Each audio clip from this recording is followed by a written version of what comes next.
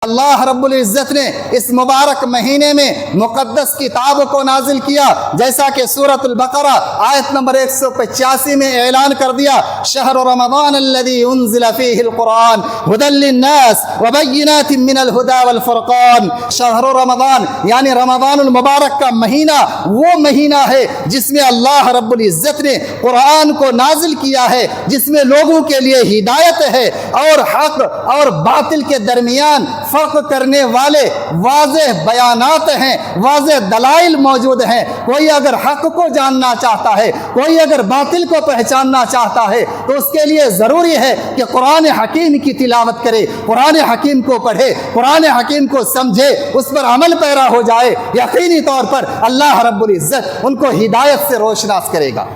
यह कुरान हकीम, यह मुक़द्दस किताब अल्लाह रब्बुल इज़्ज़त ने इसी माह मुबारक में नाजिल किया है।